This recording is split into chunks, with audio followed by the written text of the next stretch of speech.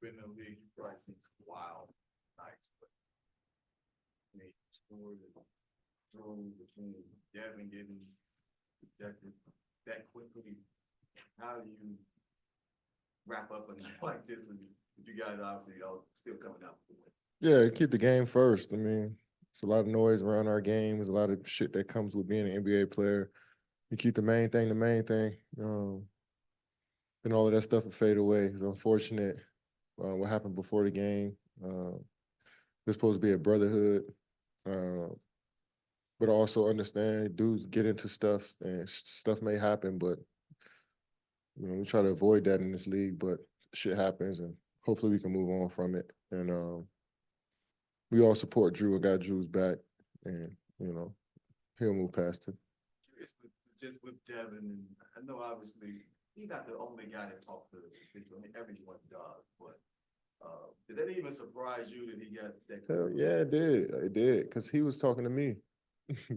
and I guess he said something that ticked the ref off, but they were on edge before the game anyway because of the situation. They didn't want things to escalate. They thought it might escalate with our team and theirs, but that's not even the type of team we are. We just try to go out there and talk with our game.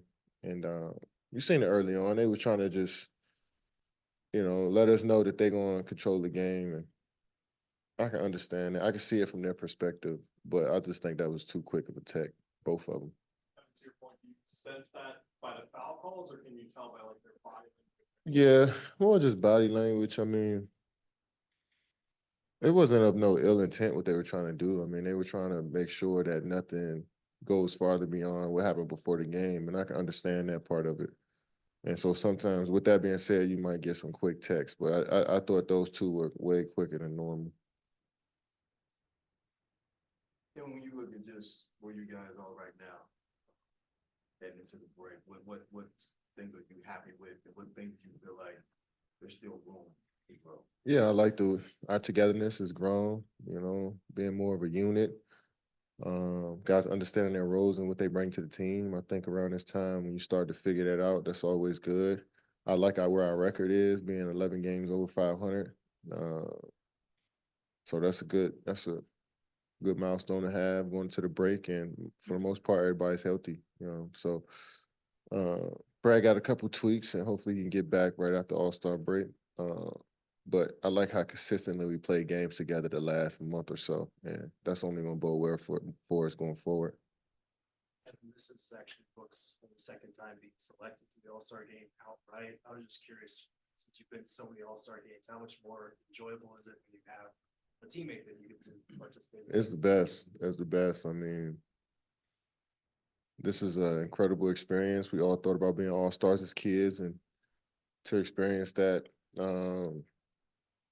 yeah, to be expected to be an All-Star every year. I mean, that's who we wanted to be as kids. So it's a moment for the basketball world to celebrate the All-Stars, but it's also a moment for each family member, each friend that you got coming to really celebrate what you've done thus far in your career and thus far this season. So it's always a family type atmosphere when you go to All-Star, and that's the best part about it.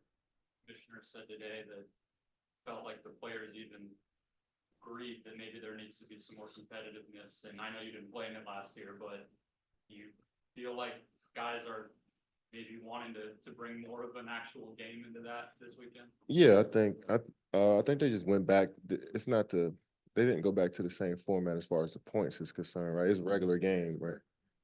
I think, yeah. I mean, I think that'll help. I mean, it was a couple gimmicks involved the last few years with the choosing the players right before the game and the draft and all that. So I like it being East and West. I like it being traditional, and guys go out there and just play their game. I think when you start to set the tone, once the ball is tipped, I think that'll set the tone for the rest of the game. And there's a lot of competitors in that game, so I'm looking forward to it. How good was it to see the bench have this kind of game going in the All-Star? It's always great when we can get guys on the bench more reps. When Book went out and Brad not playing, there's a next man mentality, so guys had to step up and do a little bit more. Love what Saban brought to the table tonight. Love what Royce brought to the table. J.O., D-Rod, Bo, Teo, I feel like everybody on the bench came in and contributed and did something positive for the team. So as much as we can build in-game confidence like that, the better we'll become. You've been very successful on the court, but off the court recently in your venture with Boardroom and Rich Kleiman, you were recently given the honor by Billboard as being one of the most successful and impressive executives and athletes in the industry. Your impressions on your success away from the court? Wow, I mean, so many people had a hand in on it. You know, having a team behind you that can put you in position to be successful off the floor, give you the knowledge that you need to be successful off the floor is the most important thing. So I'm just grateful for the people that are around that let me focus on the main thing, which is crafting my game and getting better at my game, and understand that feeds into all the stuff that we're doing off the floor. So without what we do here on this court, none of that stuff can work. And I think as a group, we understand that. So it's pretty cool to see the progress. In your shoot props tomorrow, I was curious how much you maintain contact with Nike and how long you are collaborative process. Yeah, I'm from the ground up, you know.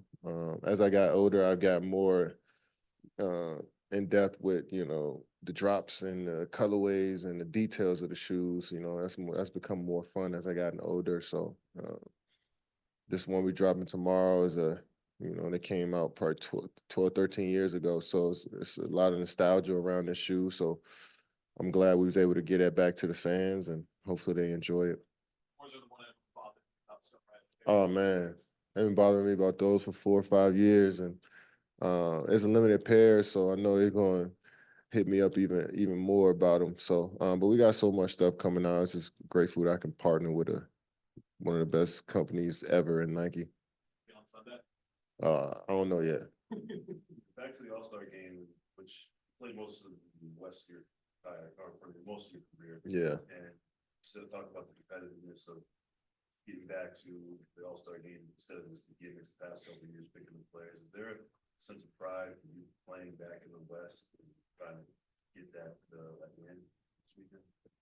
Man, I got pride for the name on the back of my jersey when I'm on that stage and in the city that I'm playing for. My teammates, I want to go out there and represent them as much as I can. And I go out there and play my game regardless, and like, you know, just try to play hard regardless, you know. So I just want to represent my last name and the market I play for as much as I can. I can't do the hat showing some excitement about pictures and catches. Most definitely, man. It's right around the corner, man. We all could feel it here in the valley, man. The boys got a big season ahead, so yeah. Thank you. Enjoy your break, man.